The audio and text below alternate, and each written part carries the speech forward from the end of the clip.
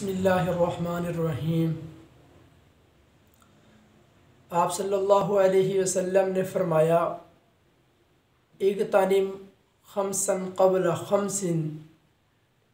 इस रिवायत में आप अलैहिस्सलाम ने 5 चीज़ों को 5 चीज़ों से पहले गनीमत जानने का फरमाया कि 5 चीज़ें ऐसी हैं कि उन 5 चीज़ों को दूसरी 5 चीज़ों से आने से पहले जो है गनीमत जानो।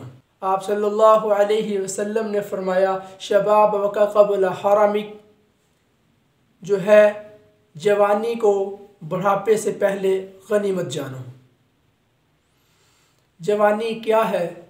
जवानी ये है कि इंसान दुनिया में जो आता है, दुनिया में आने के बाद इंसान की 3 हालतें होती हैं।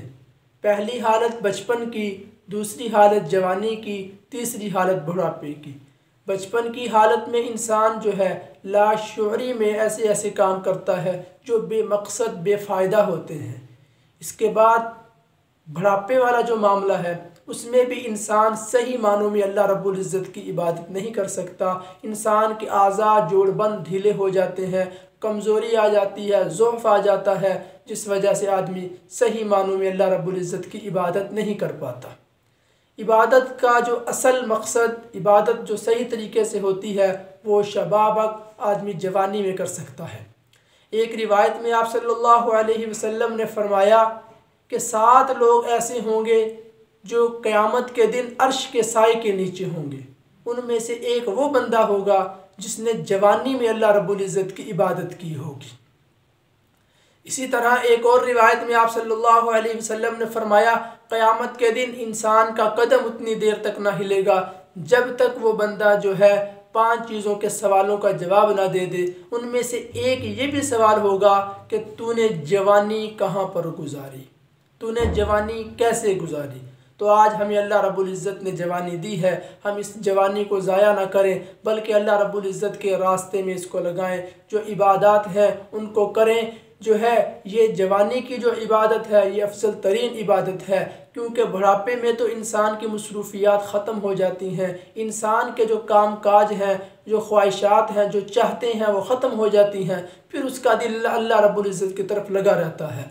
लेकिन ये जो जवानी है, जवानी में इंसान की ज़रूरियात भी होती हैं, इंसान को मसरूफियात भी होती हैं, इंसान की ख्वाहिशात भी उरूज पर होती हैं। इंसान का जो है इस वक्त इंसान को ख्वाहिशात ने हर तरफ से घेरा होता है।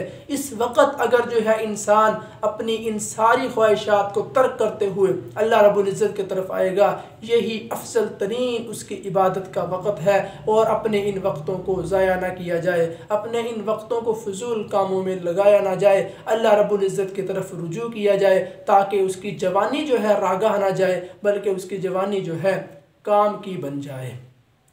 दूसरी चीज़ आप सल्लल्लाहु अलैहि वसल्लम ने फरमाया, वसिहतक क़ब्ल सक़मिक, अपनी सेहत को अपनी बीमारी के आने से पहले गनीमत जानो। सेहत अल्लाह रब्बुल इज़्ज़त ने जो हमें दी है ये अल्लाह रब्बुल इज़्ज़त की नेमतों में से सबसे बड़ी नेमत है। अगर इंसान के पास गाड़ी है, मकान है, घर है, पैसा है, दौलत है, हर चीज़ है, लेकिन उसके पास सेहत नहीं है तो ये किसी काम की वो चीज़ें उसके ना आएंगी। क्यों? इंसान की जान को जब तक सुकून ना होगा उतनी देर तक उसके लिए ये चीज़ें जो है बेफ़ायदा होंगी, लायानी होंगी। जब इंसान को अपने आप में सुकून होगा, अपने आप में अरमान होगा, तो फिर जो है इसके लिए सारी की सारी सहूलियात, सारी की सारी चीज़ें उसके काम आएंगी। आज अल्लाह ने हमें सेहत दी है, हमें इसकी कदर नहीं है। सेहत की कदर तब होती है जब इंसान पर बीमारी आती है, जब इंसान पर कोई मुसीबत आती है, फिर उसको उस चीज़ की कदर मालूम होती है।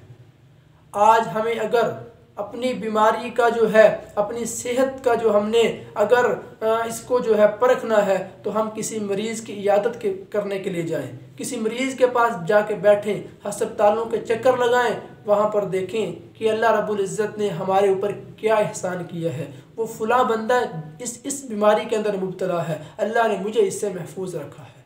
तो उस वक़्त इंसान के दिल में एक तरह का शुक्र पैदा होगा। अल्लाह रब्बुल इज़्ज़त का शुक्र करेगा कि अल्लाह ताला ने मुझे जो है अज़ीम जो है सेहत दी है, बेहतरीन जो है मुझे सेहत दी है कि इसमें मैं अल्लाह रब्बुल इज़्ज़त की इबादत कर सकूँगा। इंसान के पास सेहत है, इंसान हर काम कर सकता है। इंसान के पास अगर बीमारी आएगी तो वो ना सही मानों में इबादत कर सकेगा, ना तिलावत कर सकेगा, ना ज़िक्र कर सकेगा, ना अज़कार कर सकेगा, हर चीज़ से महरूम हो जाएगा। इसलिए हर वक़्त अल्लाह रब्बुल इज़्ज़त से सेहत याबी के इंसान को दुआ करते रहना चाहिए। तीसरी चीज़ आपने फरमाया वग़िना का क़ब्ल फ़क़रिक, कि इंसान जो है अपनी मालदारी में जो है मालदारी के होते हुए अब जो है उस गुर्बत आने से पहले इस मालदारी को गनीमत जाने।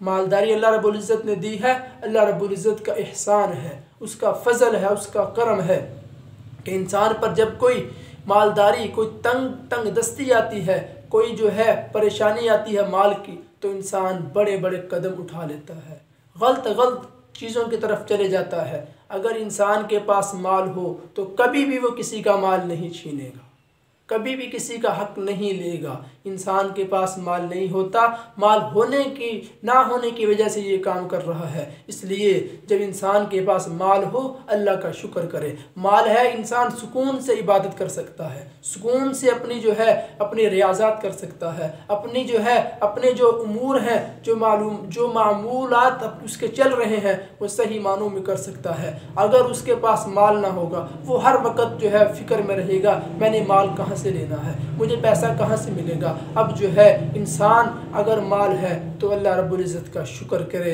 अल्लाह रब्बुल इज़्ज़त के इन एहसानात का जो है शुक्रगुजार बंदा बने। अल्लाह रब्बुल इज़्ज़त ने फरमाया व इन तउद्दू निअमतल्लाहि ला तुहसूहा, अगर तुम अल्लाह की नेमतों को शुमार करना चाहो तो नहीं शुमार कर सकते।